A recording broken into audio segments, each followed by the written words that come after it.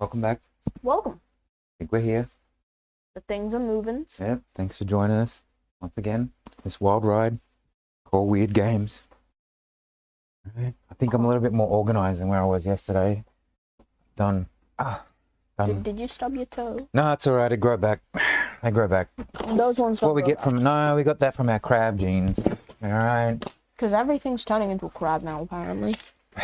Yeah, I know. The world's turning into a crab. My life's turning into a crab. This game's turning into a crab. No, not really. Alright. You know what I did? That's a lot of writing. That's a lot of writing. You see all that writing? That's a lot of writing, and there's reasons for the lot of writing. So I took those 2 pages and put them all together. Into one page? Yes. As well as, so what I did was working with what we've got here, right? We're not going to call them the same things as they've got in here. We're going to have our own world law, right? But I think I have organized the world, at least the military, right, and the governance, into a set of structures, right? Okay. Okay. Now, everything's themed with a G. I don't know, it's just how it started. It's just what it ended up with. It's just the way it is. And then the Latin came in and I started doing Latin. And then there was G's and Latin G's and Latins. All right. Okay. All right. So the avatar of Lilith, her name is called, wait, or did we? Oh, maybe not.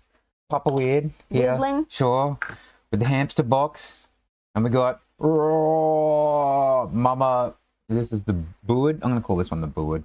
I think I like that as a better name. And August. Rah! Great. I just attacked you. Were you ready? You weren't ready, were you? No, Gus teleported away because he's as a reaction. As a reaction, because blood hunters can do that. Unbelievable. He's every class. I thought I thought you wanted him to be the barbarian seal mancer. That's my other one. That's Jimmy. Oh, that's what Jimmy's gonna be. Jimmy. All right, yeah, sure. That's Jimmy. You have is it Jimmy with a G? Jimmy with a G. Is it? Or Jimmy with a J? No, I think it's JMMI. JMMR. All right. Okay. So. Oh, that's right. This one, the green one. Why'd I get the green one out? I got the other ones here. Where's my other pencils? Here we go. Good. Blue ones. Green one's busted. Need to replace the green one. All right. So, yes, right. G themes. Okay, at the top. Head of the leadership, we've got the avatar of Lilith. Her name is the Grace of Lilith. All right? Starts with a G. Lovely? Lovely. Then the matrons, and we're going to have 6 at minimum, but I was thinking maybe we'll have up to 10. All right? And there's a reason why I was thinking 10. All right? Anyway, the matrons, they're called the gifts of Lilith. So we got the Grace, then the gifts. All right? And then at least one of these... each matron will be accompanied by at least one of the consorts, but our consorts will be called the Guardians of Lilith. All right? Hold on. Guardians of it. We're not impinging on anybody's. No, good. All right. So the Grace, the Gifts, and the Guardians. Okay. The gifts? Yeah. The gifts. The gifts of Lilith. No. The gifts. I did put an FTS in there, didn't I? You're making me think I'm like.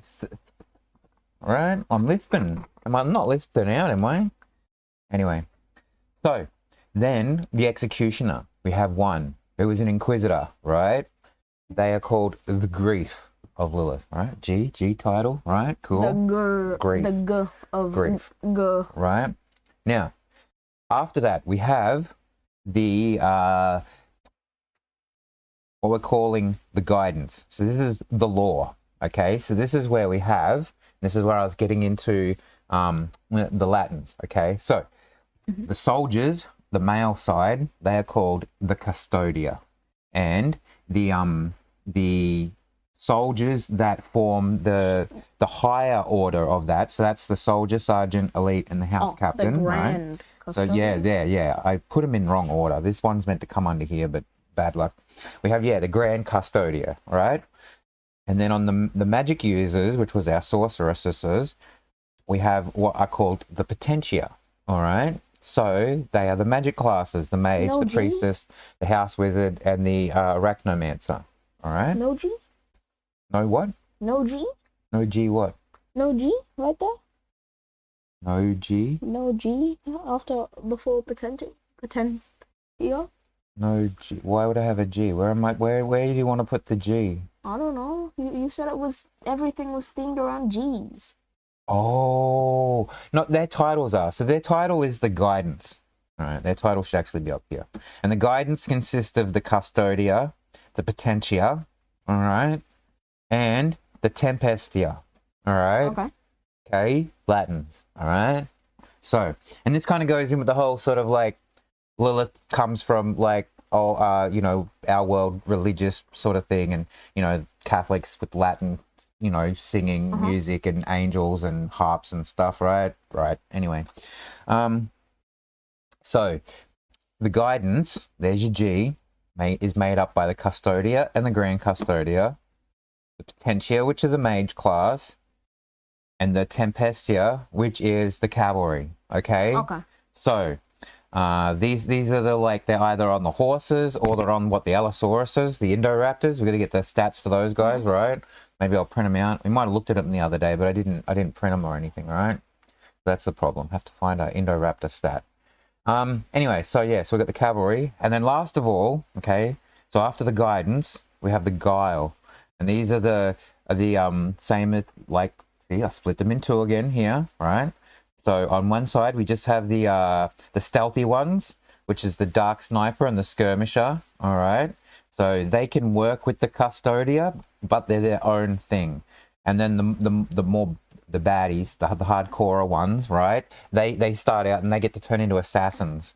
So we have the Umbra for the shadows and the Nox. For all right. poison. Yeah, these are the poison ones. Okay, Nox. Okay, so you can see how we've broken down their society. Okay, female avatar, female matrons, female consorts. The males only they make up the military might, all the way from the soldier, you know, the enlisted man, the sergeant, and the elites. Any of the ones that happen to have any magic in them, they can go up here and become arcane guards and arcane knights. All right, and those work with the well, here's the other one I want to talk about, the demon binders. We'll do something and have them as like devil binders, right? So if we see any of those throughout and we bring them up later on, we will have a look at how we will adapt those, right? Hate everything not of Lilith. Stubborn trait. Oh, yeah. See, so this is the sort of, so your normal consorts don't have poison attached to them in the book, right? So these are the notes. The ones in pink are the notes for me to add, like, to make sure that they're themed around that sort of like real dark elf Warhammer style. Dark you know, make sure elf these edginess. So consorts have poison on them. You know, the grand custody is made up of the arcane guards and knights and the devil binders, but they like hate everything that's not Lilith or a dark elf. So they're kind of kept away in the later parts of the city where they're not going to run into too many of the extra, you know, like Jurgers and trolls and such and whatever else, right? So you won't have to see them until later. Oh, they also gain the stubborn trait, all right? Because that's a aspect of the what was in here, these guys. It's a rule in Warhammer. There's an actual stubborn rule, and they refuse to like flee and stuff like that. I can't exactly remember what the stubborn thing does. Where were they? Blackguard. Look at that. See, stubborn. Yeah, they would rather die than give up ground or flee or break, because they have morale checks and stuff like this. That's what leadership is good for. Even though these guys have 9, which is 9 is already high. Look, your rulers, you know, these Dark Elf warriors, Highborns only got a 10, right? So, you know, for these Blackguard to have 9 leadership, I mean, they're not going to break. They don't back down. Yeah, they're stubborn. Never back down, never what?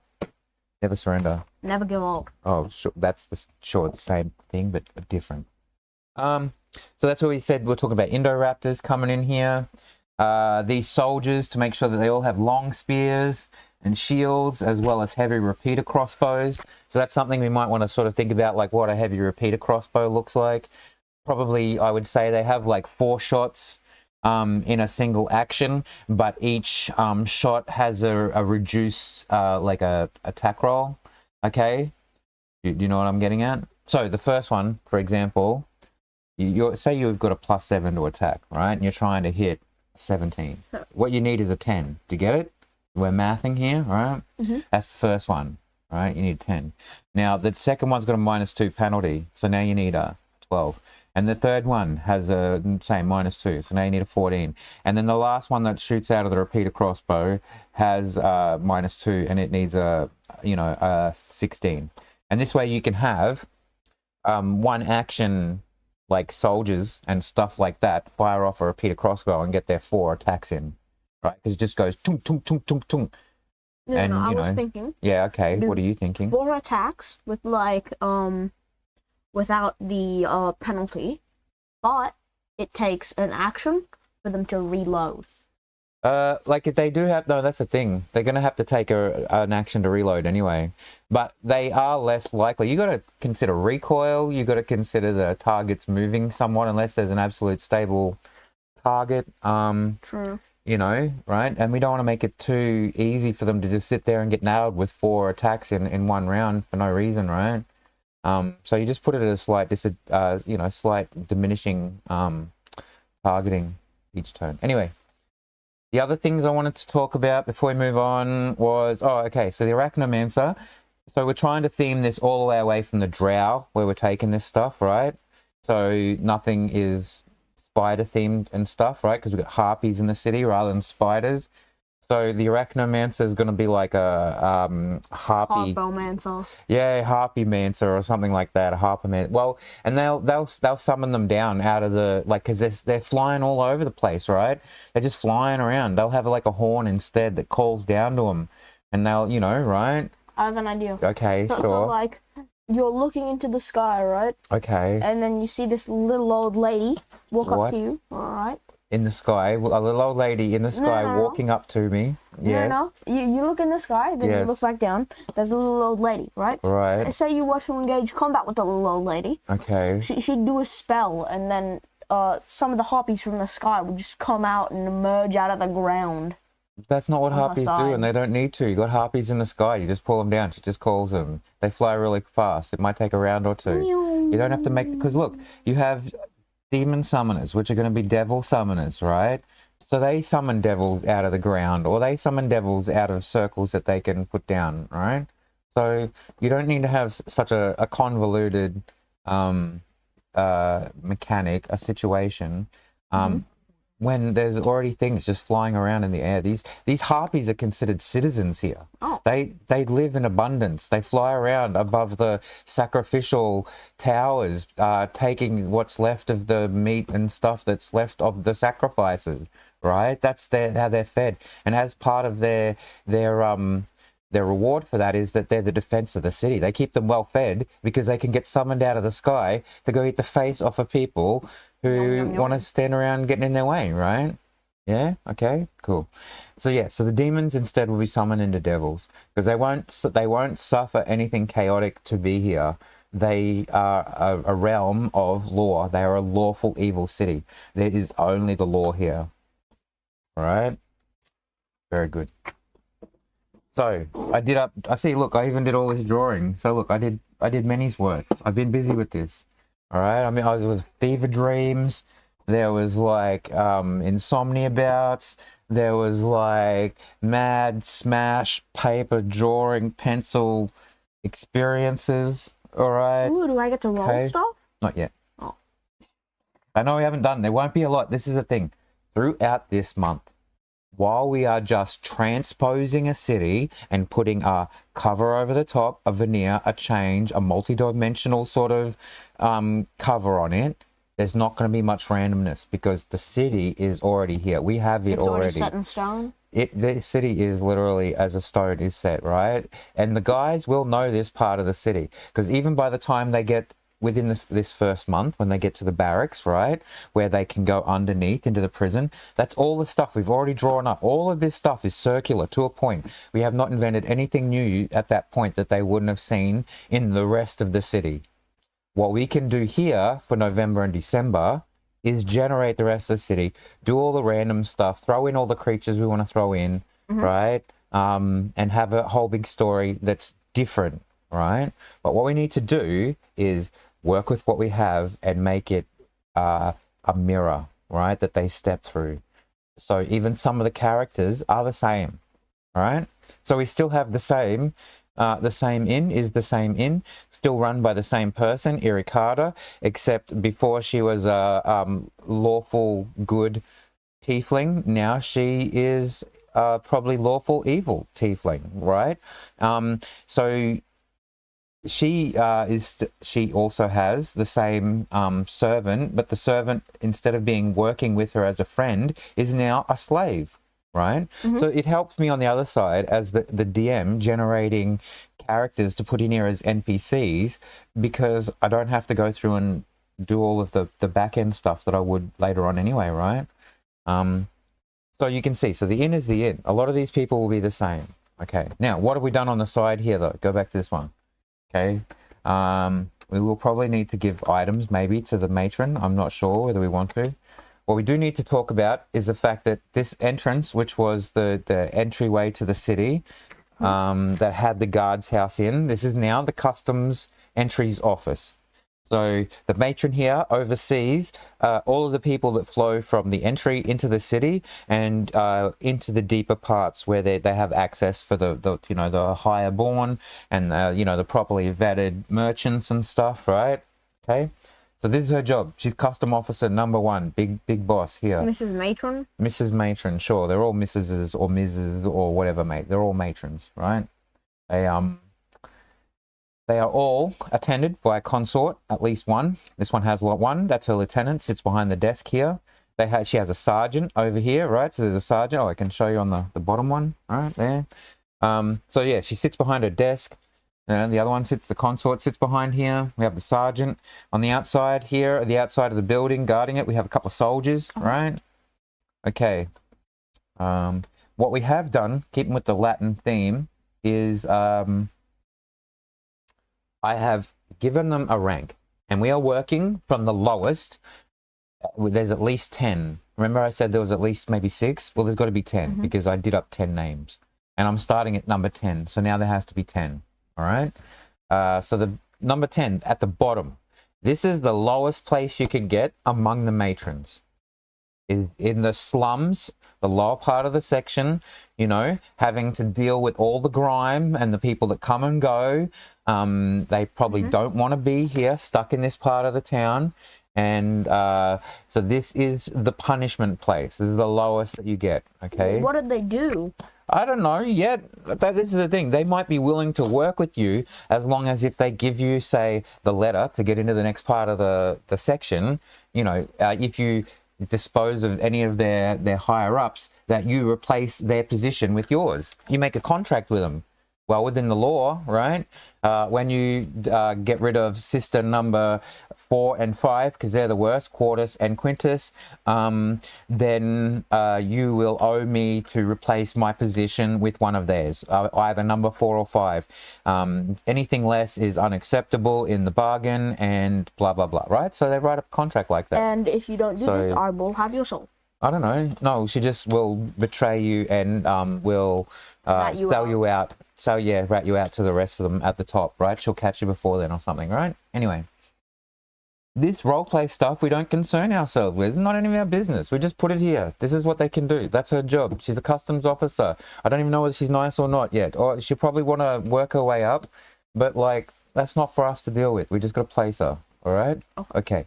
Now, each of these matrons is getting, because they are already clerics, but I am fleshing them out as proper clerics and giving them each a proper domain. So they will each have a different domain as they work through, these matrons. And this first one is the knowledge domain, and she's an 8th level cleric.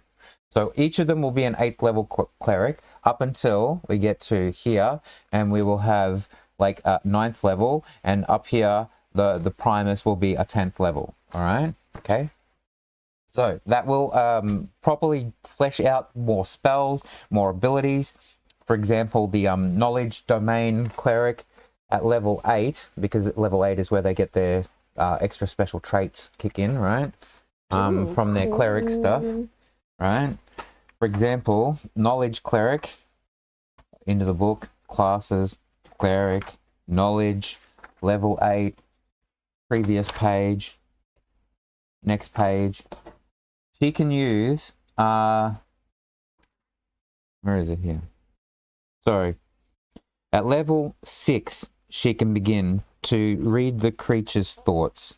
They still have to roll a saves versus it, but if she succeeds, she can read its surface level thoughts, and then if she chooses to, within the minute of that, she can end it, and she can give you a suggestion spell, and you just have to do that. It's an automatically fail for you. So the idea is when anyone is before her, she can pretty much skim everyone's like that she is dubious of. She can only still do it channel divinity times per day, but she'll be able to read if she really feels that you're being dodgy. She'll read your thoughts, and if she finds out that you are plotting against her or lying or whatever, she will suggest to you, arrest yourself. And you'll do that. You'll turn yourself over and give yourself for immediate arrest by the guard that is standing there behind you, one of the sergeants. Right? So that makes her different and distinct and more powerful than your base matron, right? And we will do that with each of them because they each get different stuff. And they each get like at level 8th level. She has potent spell casting. So she'll be able to add her wisdom modifier to any damage that they do at the cleric cantrip. And she'll have Toll the Dead, most likely. Right? Maybe not. I mean, that's a little bit of a... I mean, there's a death domain, and the death domain should probably take the Toll the Dead, but I mean, still, anyway. Right? So that's what we're doing there. She's a 8th level cleric. She's knowledge domain. She's got her consort. She's got a job. She's the lowest of the order. She's probably willing to work her way up, and that's all we need to worry about for her, okay? Because we haven't even started with today's stuff, right? Because we still got to work through. Here's our here's the inn, right? An inn is an inn, but it's got the same innkeeper. Her name is Irikata. She's a female tiefling, level 10 divination wizard. All right. If you knew that or not, that's just the way it is. And she's got a slave, another female tiefling called Angelian that works for her. Well, is a slave to her now. She was working for her. Pleased to meet you guys. Maybe I should. I do have them in their box. I could pull them out. I do have them in their box. They're unpainted, mind you. Anyway, that's too many toys to bring out and play with all of a sudden. Over here, we have, this is the townhouses, right? So the ones on the other side, you see that we are above the gardens. We talked about the gardens. So above here, there's a series of markets on the other side of this partition wall. There's a townhouse on either side of the markets, all right? So it's got junk, market of junk. We have a rich person merchant over here, and this is the matron's house, right? They've got to give her somewhere to live in the slums, and this just happens to be her house, all right? Very good. We can skip past that. Over here, we have, oh, that's right. This is the tavern, right? So in that little opening part, we have the customs house and the inn. Now we have the tavern and the 2 stores. All right. So the tavern keeper is the same tavern, has the same tavern keeper. Her name is Nanu. Does that name mean anything to you other than you hear me saying it around the game? Nanu. No? Nanu. All right. Watch out. Don't worry about it then. Anyone who knows at home, you're a winner. It's from Mork and Mindy. It's from a TV show. It's what Robin Williams used to say, like, was his thing, right? Nanu. It was like the greeting of their people. Whatever. You should watch more TV from the 60s, obviously. Actually, I don't know if it's from the 60s. I don't know when Mork and Mindy came around. It was probably more of a 70s TV show, to be honest. Anyway, whatever. Let me see. Oh, and so the dining area there, right? Okay, great. Is a dining area. It has a fireplace. It does have a fireplace. Very good. Thank you for reminding me. Nanu is served by Nida. Nida is her slave, a little dragonborn girl, a bronze dragonborn. Oh, Nanu is a black dragonborn. All right. Don't know why. The way it worked out. She's generally quite nice. If a little bit, she's probably lawful evil, so she probably fits in here. She hasn't changed. Actually, she hasn't changed at all. She's lawful evil anyway. She's mean. She's already mean to Nida, to be honest. So she'll probably be just meaner and like physically lash out more rather than yell at her. Probably actually hit her or something like that and be mean. All right. Over here we have Let's see. Okay, so the weapons and armor store, right? This has two brothers, half-orc brothers in them, right? One Sansaro, he's the older one, he's a weaponsmith here, and Sangisi is the younger one, and he's the armor smith. Back in the other world, it's the opposite. Yay, Whoa. great, inverse, sure. Blow your mind away, right? Ooh. Anyway, over here we have, well, Lvl is meant to be a half-elf, right? And she is a mage. I'm pretty sure she's a sorceress, level 10 sorcerer, right? So here she's still level 10 sorceress, but she's no longer a half elf. She is full dark elf because half elves aren't tolerated. There's no half dark elf. No, we don't have halves. You are full bloods, and you worship Lilith, and that is all that the dark elf colony will allow. Any deviance from that, and they are not treated mostly friendly-ish. Yeah. Anyway, so Lvl is the owner of this little magic shop. She's level 10 source, has a slave who is in the other game is an apprentice, but now is a slave. This is Aris. He's a known bard, works in the magic shop. All right, so we've got to fill all that out. All right, great. Now, here we up to. Okay. We have this. So we're going to do this one first, and then we're going to do these ones. All right. So this one here is another townhouse. Very good. So I was thinking, who do you think should go on this townhouse? I haven't really let you do much as we've done planning, but the previous one has one of the merchants, then we have one of the matrons, and then we have one other townhouse in here that belongs to... This is a townhouse, right? Well, whatever is a townhouse, whatever. That's our flash modern, term for it. So, but someone should live in here and someone should live in here. It's just one house. They're not having it set into two houses. There's no people. It's just one person's abode. It is one house. There is a kitchen here. This is a kitchen. This is a dining area, and this is the bedroom. That's not changing. Who lives here though? One of the Dragonborn brothers or something, maybe. No, they don't get to live in the city. Only elves within the city. So this guy here, that merchant, is probably of some variety of elf, wherever it is. They have to. There is a part of the city outside the city. Okay, like every city is like this. Every city is like this. Right? Inner, right? Castle, in the middle, right? Disneyland even, okay? Then you have the realms of the castle, right? It's got a wall around it, right? There's your wall, okay? Here's your moat, right? Moat, yeah? Okay, water, sure. Now, outside of this is the plains. It all feeds into the actual economy of the city, right? This is where the general people live and huddle and grow stuff and have buildings and stuff, right? Outside the actual city proper. All right, okay. Now, in our city, it looks like this. Where's the other one? All right. So we don't have a center where it's just a center with a circle and everything going out because it's up against a mountain. All right. Okay. So. Is that enough? Is that gone? Can we see all that? Where's my thing? Right? Good. What we have is a mountain range. Okay? In the city. Broken up into what we're going to do for 3 parts. Okay? Right? And then this part here, okay, goes off to the outside. And from here, outside, there are, like I said, there are smaller outcroppings of buildings, and as you go further out they are more sparse until you have like farming area, or you have things like, so Mr. Sansaro and Sangisi, they have a little house out here. This city of the CityHold itself cannot possibly hold everybody who lives and works here. Cannot.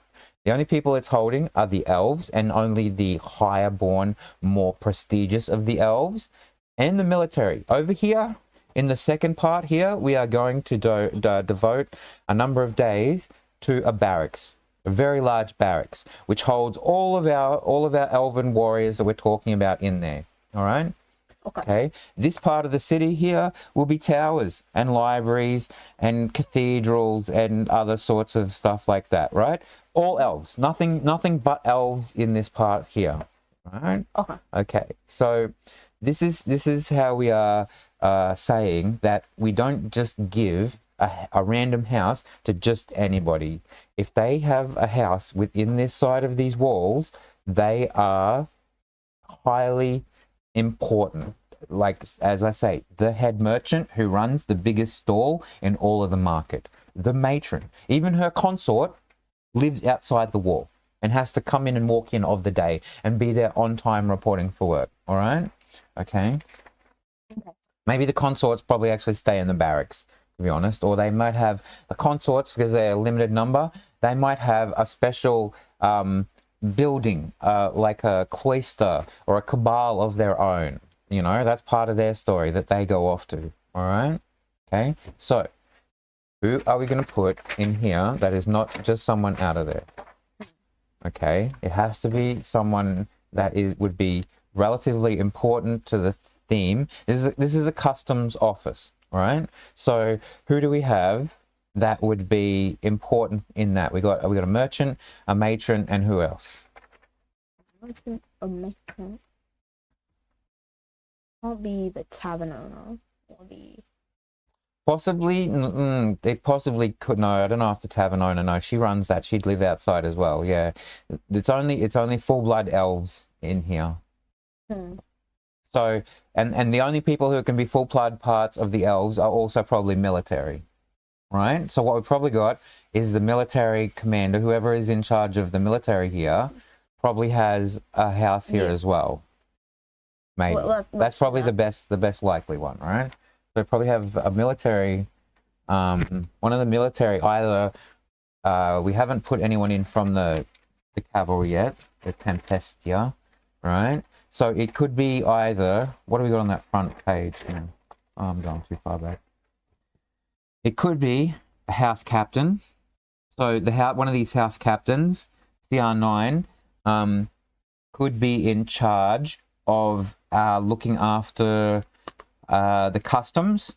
So you have the matron looks after the people, but the physical stuff, the house captain looks after, and he'll be the customs officer, is going to be a house captain. Okay. And he gets a house here. All right. So military house captain leader, which is house captain. All right. Because we have to use these ones. House captain. All right. And here's the customs physical, what's the goods, physical goods, trade good there, customs trade officer. All right. And that way he's got a title. All right. This guy is one of the house captains. Let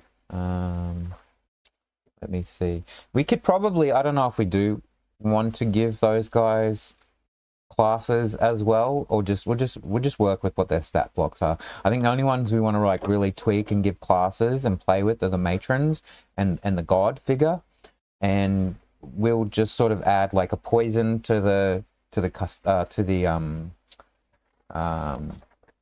poison to the oh my god, to the consort. Why did that? I was trying to say companion, but it wasn't companion, and I was having consort. All right.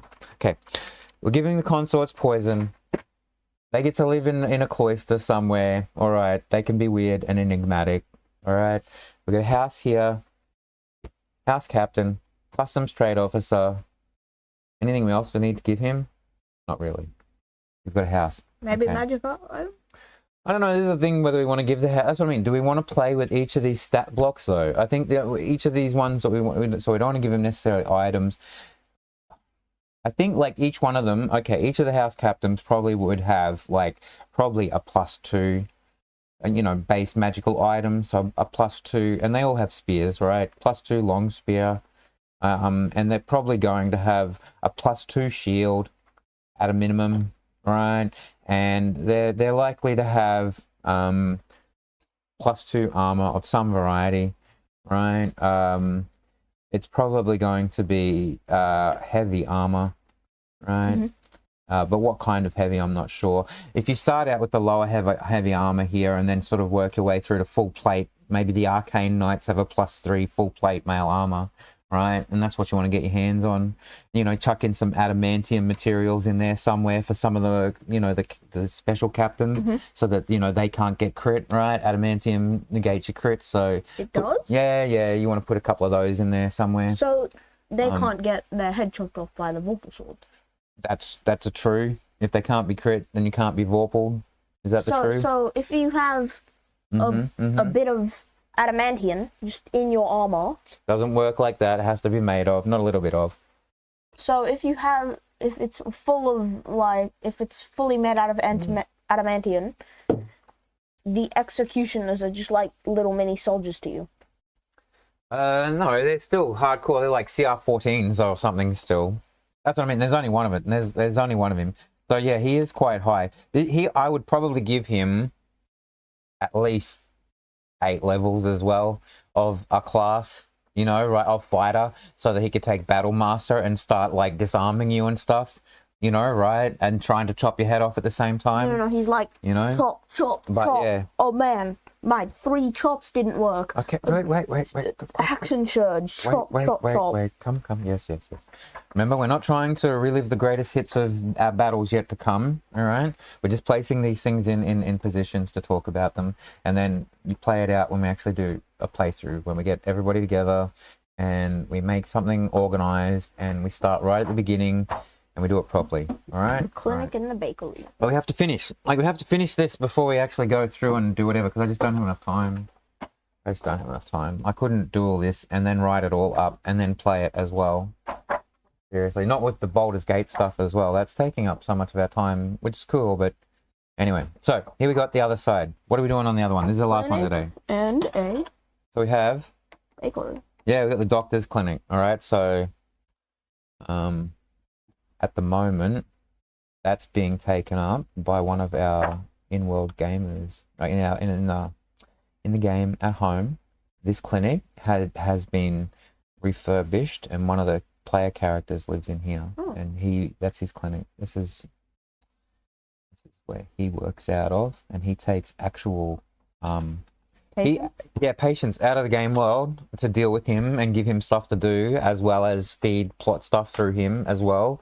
And if any of you guys who are playing in a campaign, when you start out, those first couple of months, as you're going down into the jail, coming back up, into the jail, coming back up, into the jail, coming back up, you'd have to come into this city, right? This is, like I said, it's all exists. You're all interacting. And if any of you needed to see a doctor, then you've got a high-level doctor already exists in the world. And that guy's an actual player character. He's a real person, right? So same with there's an actual real-world cleric who could talk to some of your characters to give them insight. It's another player character, right? But by now, they wouldn't exist in here. I'm not putting their player characters in as inverse mirrors or, you know, copies of themselves. That's not going to happen. So, but we do need a doctor. So that's what we do. We need a doctor here, because I don't have a doctor yet. And I don't know whether you want to make them an actual physical doctor or a cleric, because I think the clerics would all be devoting themselves to Lilith. So this doctor has medicine as a skill, right? But it's more like... traditional medicines. Yeah, sure. Maybe let's give him acupuncture. No magic allowed. Sure, that's right. He's an acupuncturist. And a massager. Sure. Oh, okay. So you come here for the deep muscle treatment. Yep. Okay, sure.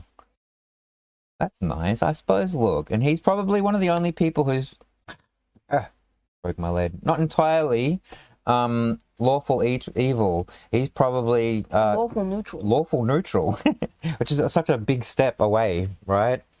But yeah, so we have a doctor with therapeutic medicines, doing acupuncture and massage and stuff, operating out of this clinic. All right, so that's what we got here. Okay.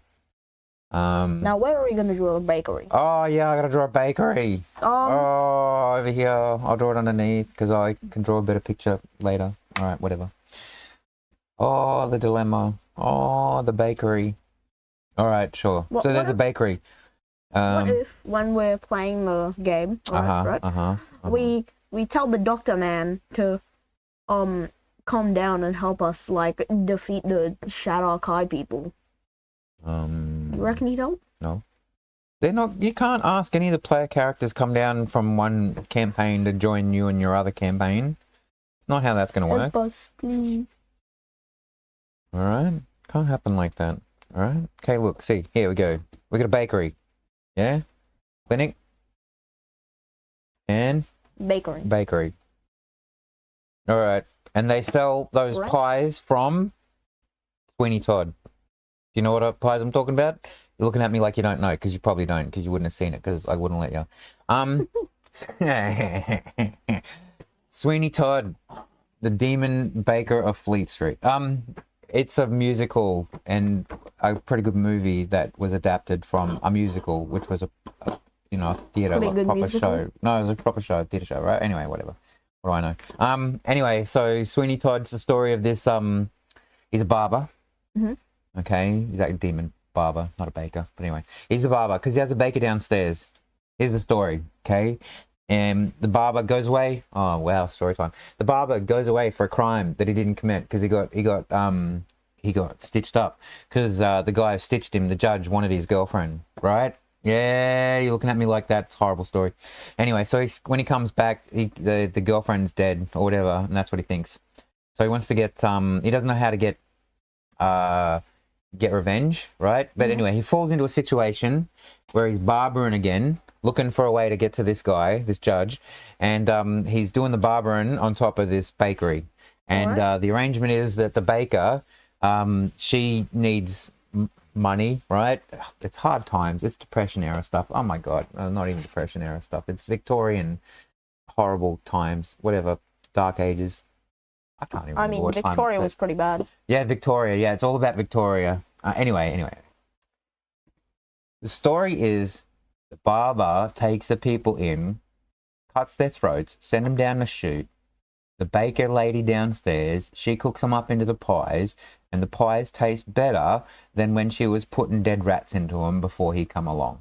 So that's the business arrangement. Did I make that make more sense at the end there? I hope I did. So it's like the milkshakes from Wall-E. Yeah, sure. Yeah, but with a whole lot more singing and what are those shears, right? What are they called? The razors? The cutthroat razors, right? A whole lot more of that sort of stuff. Literally cutthroating. Anyway. Bakery. What we do have is I do have bakers. Yeah, sure. This one here though, look, there's not going to be people putting dead bodies into pies. It can't be a full Sweeney Todd pie. They whatever. Maybe they are. Maybe the bakery is funneling some sacrifices, right? Some of the sacrifices that go on later in the city. Maybe some of their meat gets sent back here. So maybe they're funneling sacrificial meat, sacrificial meat into the pastries. Ooh, sure. Ooh great. Boy, but it's tasty. Yeah, sure. Yeah, it tastes great. Yeah, sure. It's been religiously and spiritually blessed on its way through. Great. All right. So we got a homeopathic doctor over here and a bakery. Oh, we got two bakers. All right. Let me see. In the original world, no, we got a dwarf, so we'll have to have that a Durga, all right? So we got a Durga baker, all right? And the butcher, all right? Someone who's doing the actual meat cutting in the other room. His name's he's a halfling. We can have an evil halfling, can't we? Or just have an evil halfling. A double evil, right? They're probably neutral evil, but they happy to work with the laws because that means they just get to be evil, right? They're just neutral evil peoples. Is halfling now evil halfling?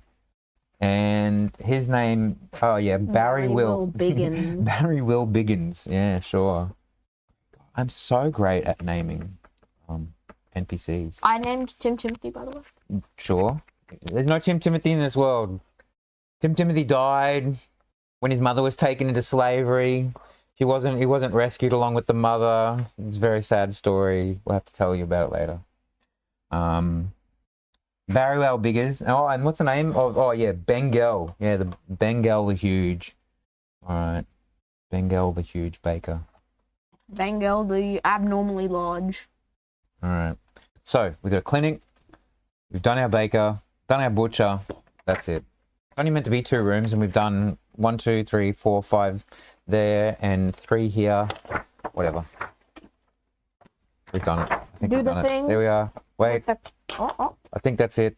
Yeah. I just gotta look. We just gotta do. Make sure. Go over everything. Always shoo everybody away too quick. Owie. All right. Owie, that hurt. Okay.